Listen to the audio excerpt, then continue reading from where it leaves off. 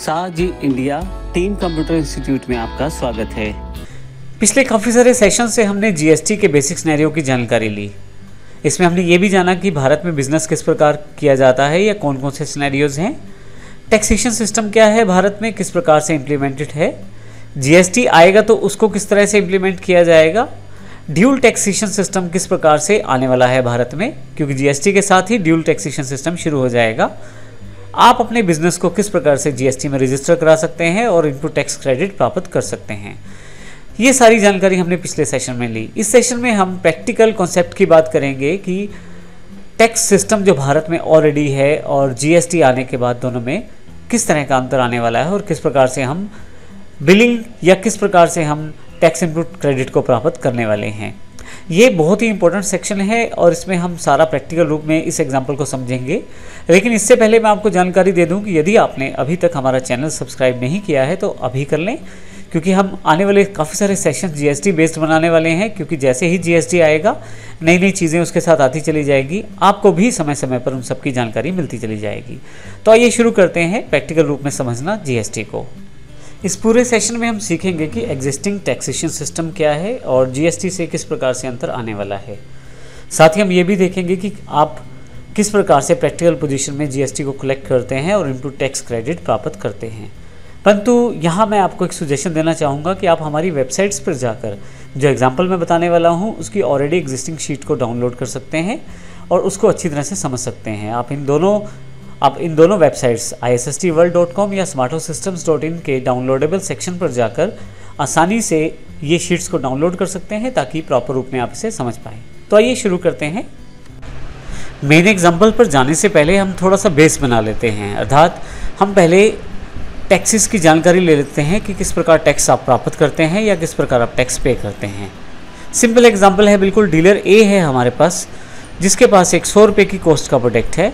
वह 20 रुपये अपना मार्जिन जोड़ता है और साथ में 30 रुपये उस पर टैक्स ले लेता है, जिसको भी ये ए माल बेचेगा। तो टोटल 150 रुपये इसने प्राप्त किए, जिसमें 30 रुपये टैक्स भी था। डीलर बी ने इसी माल को खरीदा 150 रुपये में, जिसमें 30 रुपये टैक्स पे कर चुका है। अर्थात डीलर बी ऑलरेडी 150 रुपये वाले माल में 30 रुपये टैक्स भी पे कर चुका है।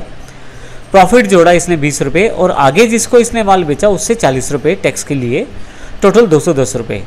अब यहाँ ध्यान दीजिएगा कि डीलर बी ने 40 रुपये प्राप्त किए सेल पे टैक्स के रूप में और 30 रुपये ऑलरेडी ये पे कर चुका है टैक्स के रूप में ए को। तो यहाँ पे यदि 40 में से माइनस कर दिया जाए 30 को, तो आपके पास 10 रुपये रह जाएंगे। ये 10 रुपये जो टैक्स है ये डीलर बी को जमा करवाना है गवर्नमेंट को। अब यहाँ पे गवर्नमेंट ने असल में इनपुट टैक्स क्रेडिट दिया है डीलर बी को, क्योंकि डीलर बी ऑलरेडी 30 रुपये टैक्स के रूप में पे कर चुका था जब इसने माल ए से लिया था, क्योंकि देखिए 150 रुपये में 30 रुपये शामिल थे। तो इस तरह से ये जो आपको टैक्सेशन में क्रेडिट मिलता है इसे इनपुट टैक्स क्रेडिट कहते हैं। जब आप परचेज पे कोई टैक्स पे कर चुके होते हैं तो आप उसका इनपुट टैक्स क्रेडिट प्राप्त कर सकते हैं। लेकिन ध्यान रखिएगा, सभी तरह के टैक्सेस का इनपुट टैक्स क्रेडिट नहीं मिलता। इसकी जानकारी हम इस एग्जाम्पल में भी समझने वाले हैं।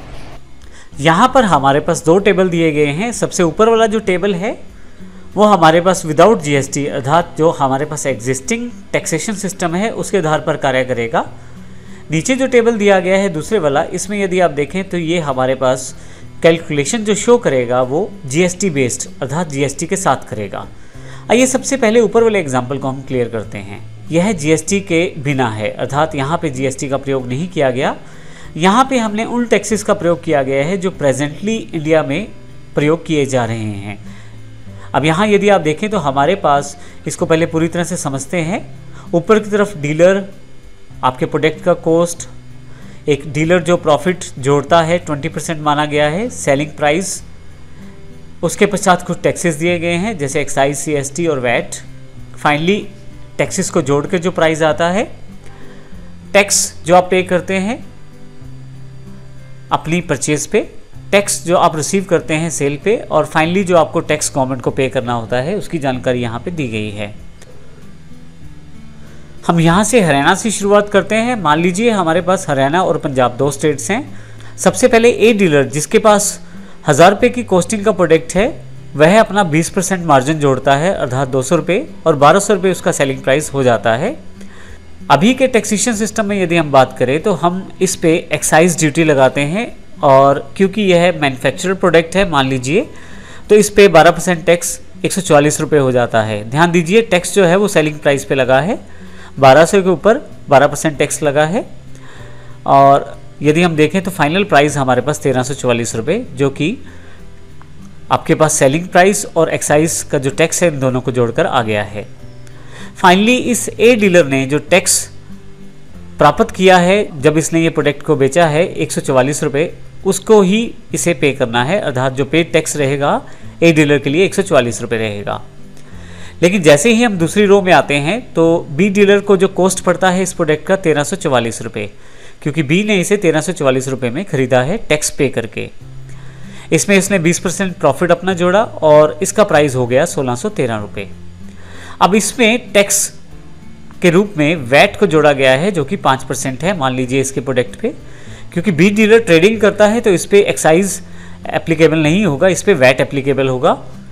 अब यहाँ पे 81 रुपये जो टैक्स है वो 1613 रुपये में जोड़ा जाएगा और टोटल जो फाइनल प्राइस हो जाएगा 1693 रुपये। यहाँ पे यदि आप देखें तो टैक्स जो रिसीव हुआ है वो 81 रुपये रिसीव हुआ है।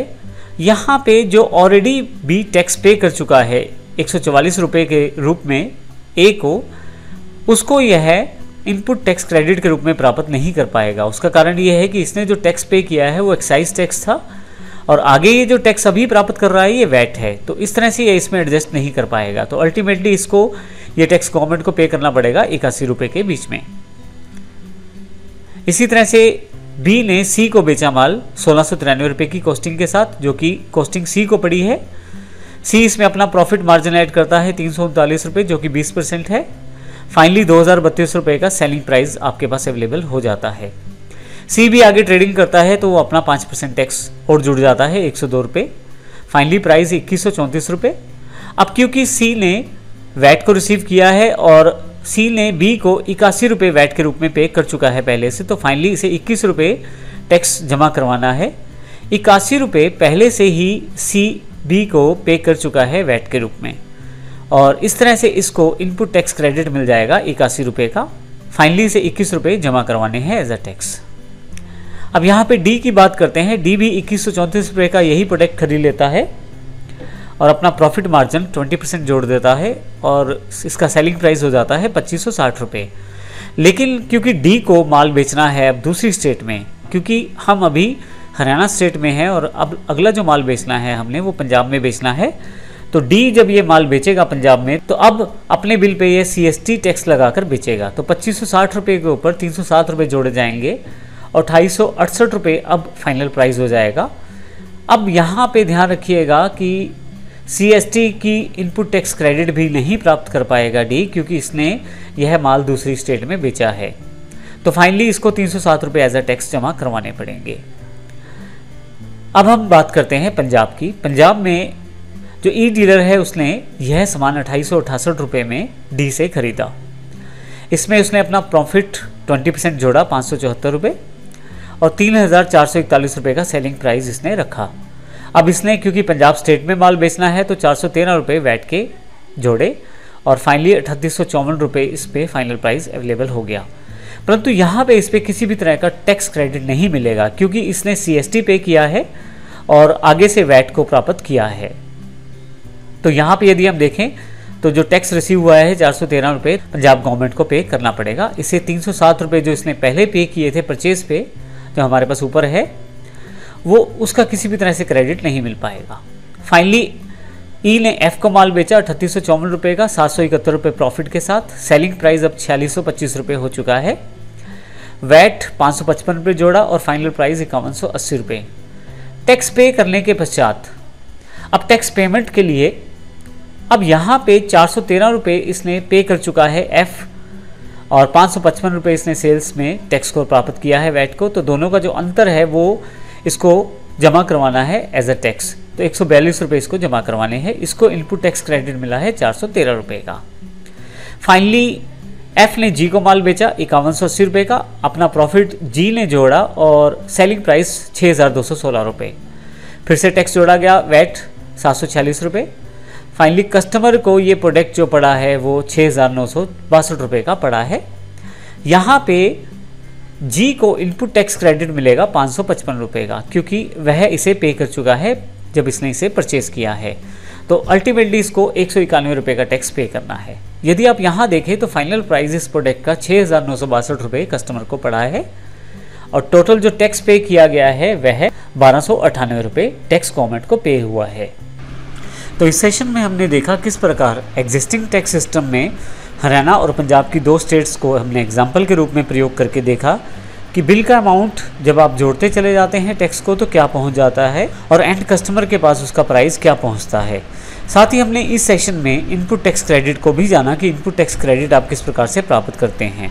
ध्यान रखिएगा, इनपुट टैक्स क्रेडिट हर प्रकार के दिए गए टैक्स पे आपको नहीं मिलता है। डिपेंड करता है कि आपकी राज्य सरकार के नियम क्या हैं और केंद्र सरकार के नियम क्या हैं।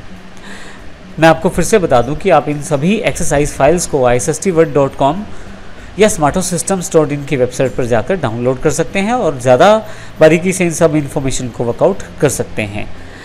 आगे बढ़ने से पहले मैं आपको ये भी बता दूं कि अगर आपने इस चैनल को अभी सब्सक्राइब नहीं किया है तो अवश्य कर लें, क्योंकि जीएसटी से संबंधित हम सभी प्रैक्टिकल एग्जाम्पल इसी चैनल पर लेकर आने वाले हैं और आपका कोई भी वीडियो छूटे नहीं, तो इसके लिए आप सब्सक्राइब अवश्य करें।